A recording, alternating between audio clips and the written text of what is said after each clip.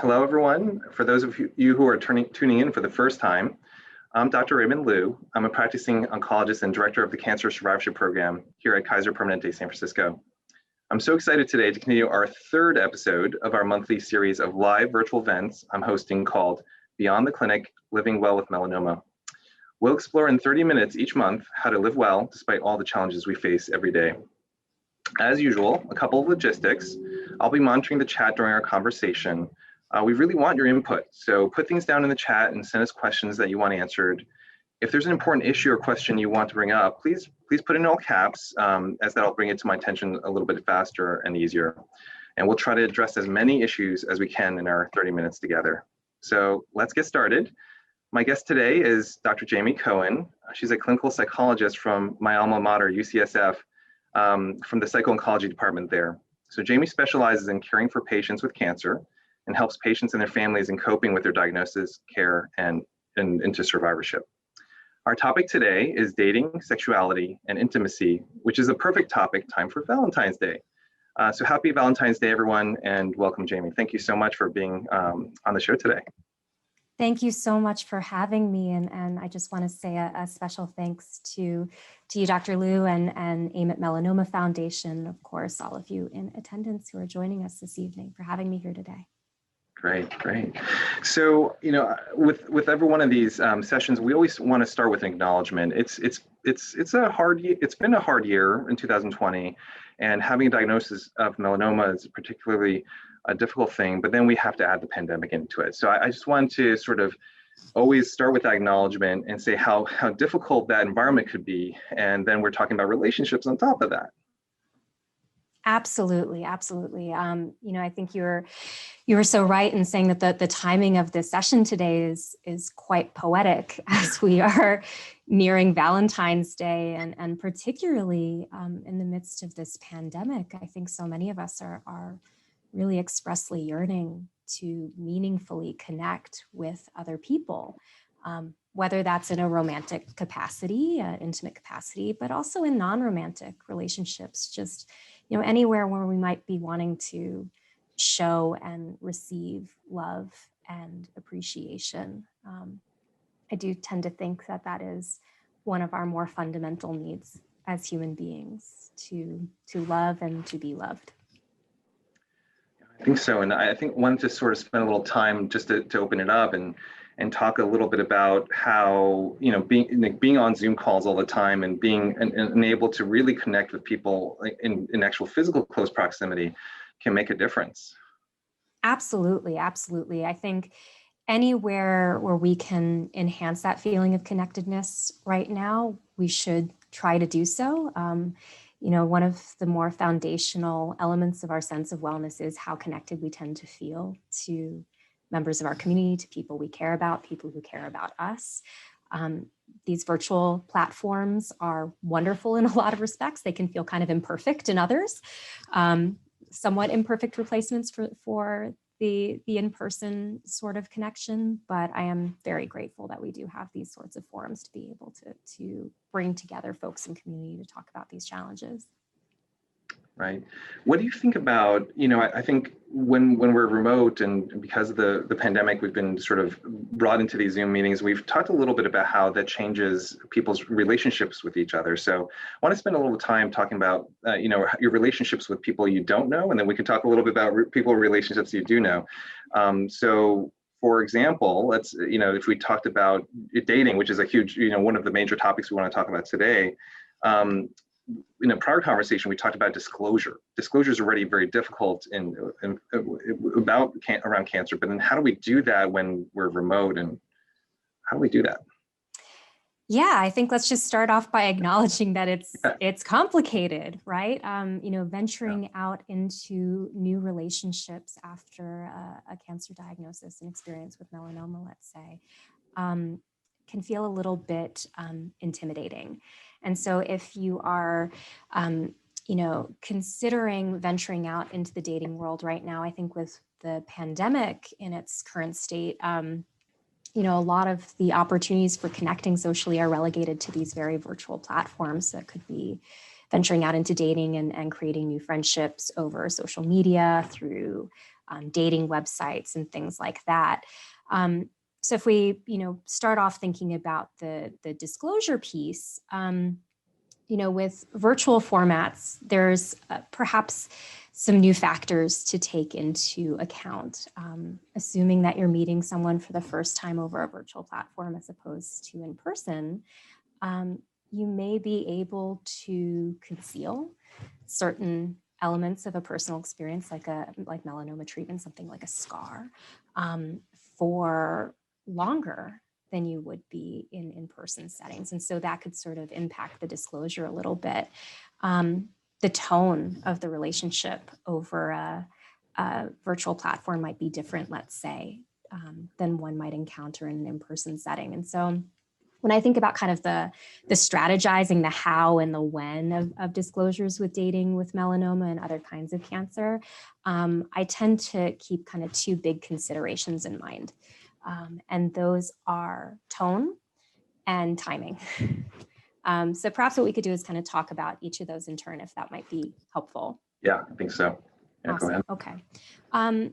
So with tone, I oftentimes think about kind of first exploring for ourselves how you have integrated cancer, how you've integrated melanoma into your life, and to let that set the tone for any disclosures to new people in your life. So while certainly nothing is guaranteed, I think what can be helpful here is thinking a little bit about what you might want your listener to do with that information. And then if it feels comfortable to you, offering that suggestion to them. So for example, if you're sharing a personal experience with melanoma, what do you want your listener to do with that information? Do you want them to listen and absorb? Do you want them to do something differently or specifically actionable to support you? And if it feels comfortable, be proactive and assertive in offering that as part of the setting of the tone of that conversation. And then the second consideration that folks oftentimes ask me about when it comes to dating and disclosures of a cancer experience is the timing piece. So for better or for worse, there is no sort of one size fits all answer to this. There are pros and cons to different timing of disclosing of a melanoma diagnosis, I find. Some might feel it best to kind of present that information just right up front, but might also have some hesitations about rejection, let's say, from potential partners before someone really gets to know them. Likewise, if you decide to wait until you've gotten to know someone a little bit, there might be some concern that a partner might feel distrustful that the information wasn't disclosed earlier. So finding the balance between those two is really nuanced and tends to be dependent on a couple different factors. It can be dependent just on your own personal comfort level, the initial tone set for the potential relationship. So, for example, what each partner has maybe shared that they may be looking for out of that relationship. And perhaps even, the platform upon which the relationship is originating. So online dating, social media, or through kind of mutual social connections that the two of you might share. So, the thing to think about, I think, in terms of the timing, finding the balance there would be thinking about, not having that conversation during what might already feel like a potentially vulnerable moment. So for example, right after an argument or in a new physically intimate setting with one another. So if at all possible, to try and craft kind of a dedicated time and space set aside when neither party is going to be kind of distracted or multitasking. Yeah, no, I think tone and timing that's something that sounds really, really key.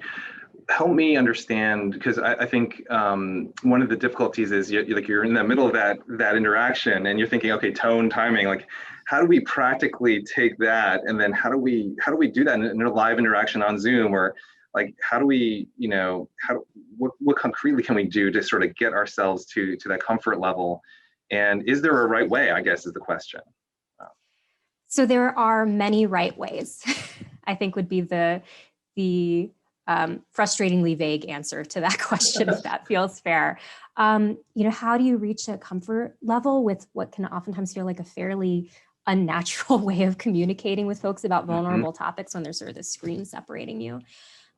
Personally, I'm a big fan of practicing and rehearsing beforehand. So if and when you do decide to sort of disclose, your experience with melanoma to a potential partner, practicing a little bit beforehand with a trusted friend or family member can really help.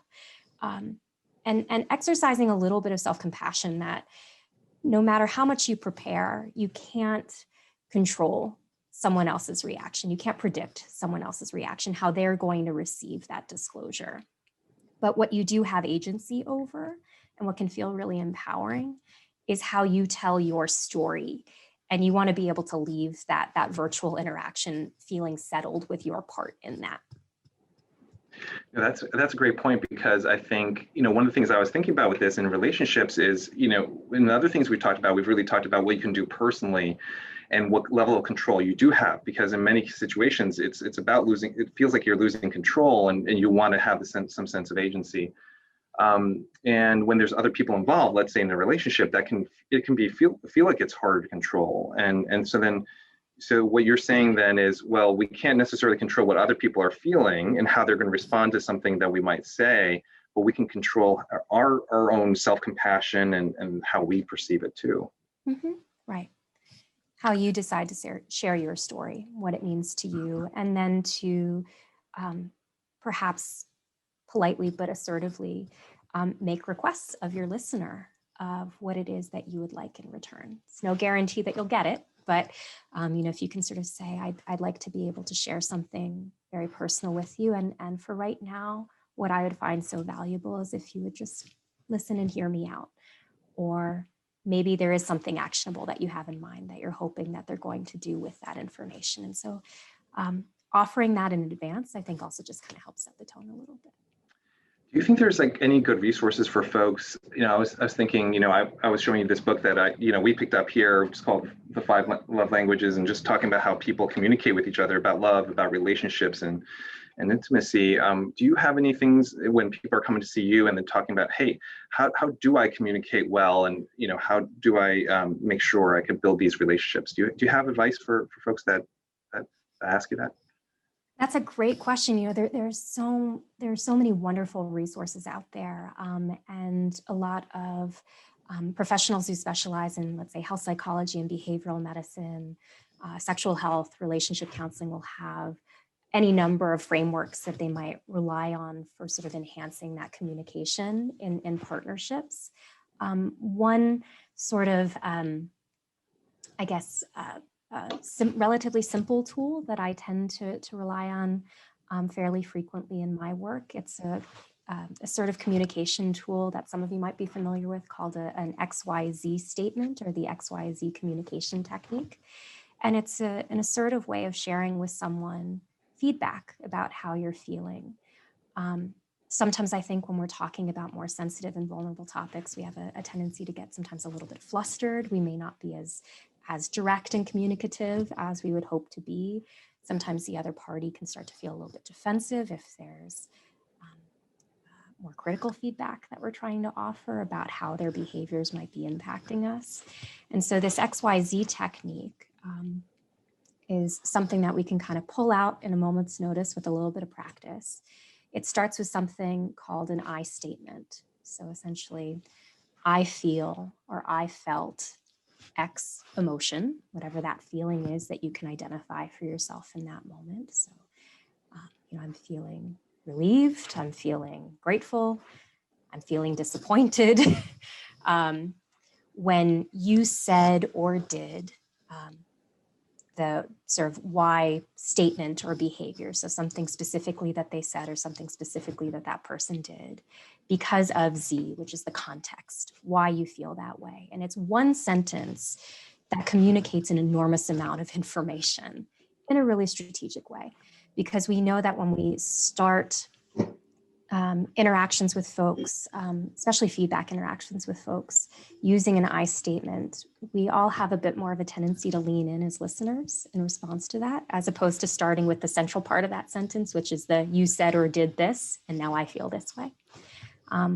which might contribute to maybe a little bit more of a defensive tone for the rest of the conversation. The feedback could be positive too, right? So I'm going to start practicing this, and I want to say, so I felt really empowered when you said that there's a way for me to communicate how I feel, because you gave me a structured way to give feedback. So that would be a feedback statement that could be positive. So it doesn't even have to be feedback that's sort of trying to change your behavior or anything. Absolutely. It works wonderfully for reinforcing feedback, like you just said, to be able to share with someone, wow, I felt really heard. I felt really understood. I felt really loved when you said or did this. It's a way of sort of planting a seed to have that become a more frequent occurrence in that dynamic. So certainly not just for corrective feedback, but for reinforcing feedback too. Absolutely. That's great. That's great. Well, I want to make sure our listeners send something in the chat, send some Q&As to us. We're happy to answer your questions. I want to talk a little bit about existing relationships, because we just talked a little bit about dating, which is typically, could be, I guess, an existing relationship, but typically could be a new one. How do all the relationships are changing when we get a diagnosis of cancer, but also throughout our lives. And of course, with the pandemic, the relationship changed again. And something that we've talked about before, I wanted to get your sense is how we should manage existing relationships that have, may have been affected by either a diagnosis of cancer and or the pandemic. Absolutely, absolutely. I mean, there are so many changes that can take place on a personal level and a relational level after a diagnosis of melanoma. I mean, be that changes in how one's body looks, how one's body functions, how one's body feels. There can be, as you were referencing, Dr. Liu, major changes in routines and roles that people adopt as folks going through melanoma treatment, but also partners supporting a loved one through melanoma treatment. And so you may find that the relationships remain close, let's say, but that love and intimacy is expressed in a very, very different way than it had ever been before, especially if there's any sort of kind of patient and caregiver dynamic that starts to emerge. So that being said, I think there are kind of a few different things that we can do within the context of sort of healing from a shared experience of melanoma within a partnership, but then also kind of taking into account the additional complexities of the pandemic. One of my favorite strategies that I've learned quite a lot from my colleagues at UCSF, particularly one of my psychology colleagues, Dr. Anna Levin, she will oftentimes talk about strengthening connectedness and intimacy with a partner or with partners by trying to identify shared positive experiences in which you can, at least during this pandemic, safely engage. And I want to really emphasize here that shared positive experiences don't necessarily need to be physical or sexual in nature, but really can and should include activities that nourish a sense of emotional intimacy as well. Things that just allow you to feel connected to someone that you want to feel connected to. So things that can enhance emotional intimacy that may not necessarily be physical or sexual in nature. This could be something like, really setting some time aside to, share a mindful meal together, or an intentional conversation, to take a walk together. These are things that within the context of the pandemic, may require some modifications from time to time, but they feel more workable. With the pandemic, and I think also with melanoma survivorship, one of the things that can be really helpful for partners is to embrace kind of a spirit of planning a bit. We tend to think about sort of spontaneity as being a really positive attribute in a lot of intimate experiences, but there's certainly, I think, a value in planning ahead for a lot of these sorts of interactions. So setting aside a date or dates with one's partner, or frankly, with oneself, and consider timing that fits with, for our folks who are in melanoma survivorship, when you feel most emotionally and physically resourced. that if you're dealing with any sort of late effects of treatments, fatigue, sources of physical pain, there may be times during the day or during the week when these sorts of activities feel most workable for you. And so planning for that really helps. At the same time as we're planning, though, we also do want to adopt, I think, a bit of a sense of flexibility, that we don't want to become too wedded, particularly to intimate routines. We all are, I think, to some extent, creatures of habit when it comes to intimacy and intimate routines. And with the pandemic and with melanoma survivorship, a lot of those just might not feel workable in the way that they once were. It's interesting. Activities are inaccessible. Well, it's interesting because you're saying, like, in a way, you want to plan it a little bit more because, there's different ways to think about how to structure your time. And in today's world, like, planning is important because then you carve out time. Yeah. But at the same time, you don't want to be too planned because then it just feels like a routine as opposed to something that's spontaneous. Which is something I wanted to sort of get your thought about, because I read about this in this book, and I was thinking about this, which is, people think about relationships almost like, oh, they're expecting a spark, and that's where, like we talked about with dating and intimacy, but how planned does it have to be, and how those are difficult things to figure out, right? Mm-hmm. Especially as a relationship progresses, because a relationship doesn't always persist with a spark, nor should we expect that based on what we know from data, I guess. Right. No, that's such a beautiful point. And I think that as intimacy and relationships evolve, that construct of a spark can be experienced in multiple different ways, or we may desire that spark in different ways.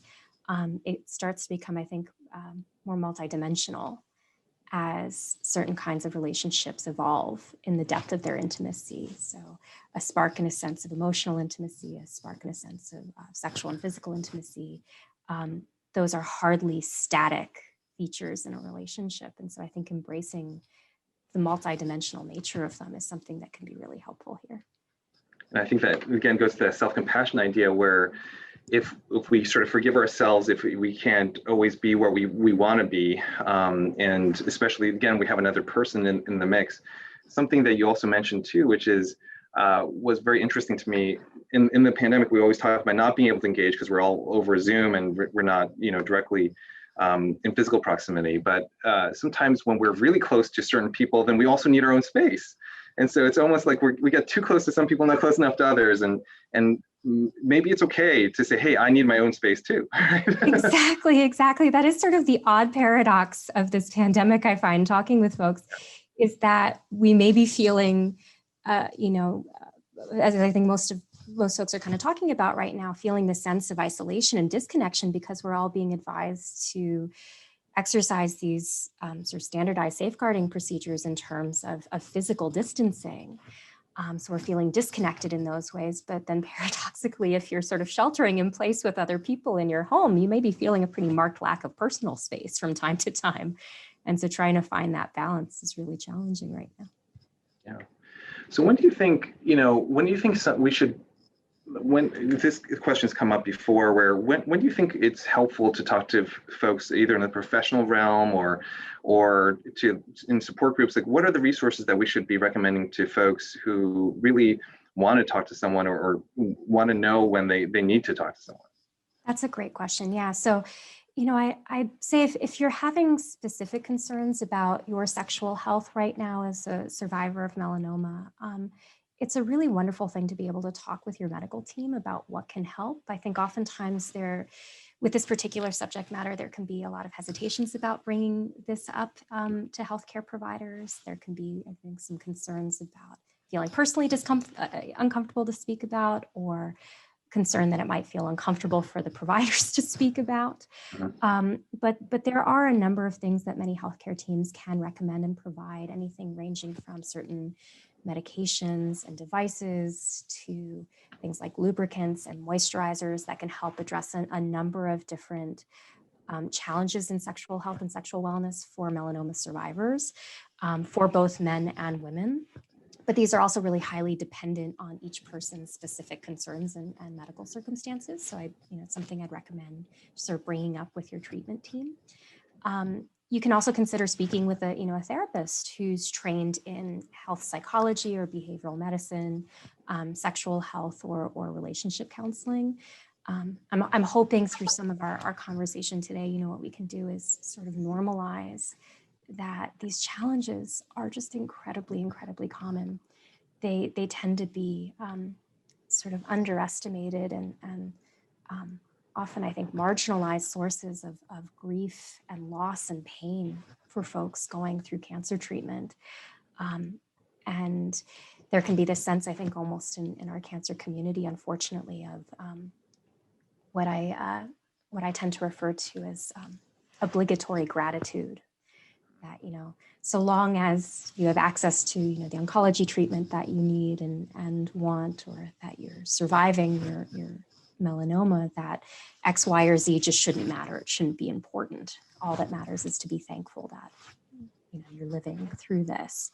But I think if we can, as you were saying, exercise some self-compassion, that we can have gratitude, but also dignify sources of pain and loss and grief, it allows us to reach out for help, even around these difficult topics. Wow, that was just a really powerful and important statement, I think, that you made, because I think this is why we call it Beyond the Clinic, right? Because these are the issues that are important, but often not talked about. So how do we get the courage? What do you recommend? How do we get the courage to get these conversations going? How do we do this? Oh, that's a great question. I wish I had just sort of a simple ingredient for courage. If I had it, I'd bottle it and sell it on Etsy. But let's see here. I think part of what can be helpful here is understanding that challenges around, sexual health and relationship health after cancer are not inherently pathological. Oftentimes when I meet with folks individually in psycho-oncology, and we talk about the difference between sort of traditional psychotherapy and psychopathology and what's oftentimes termed health psychology or behavioral medicine, which is really about, how do you cultivate mental health in the middle of a really challenging medical hardship. It's not about psychological dysfunction in the way I think a lot of folks might be fearing there may be a stigma.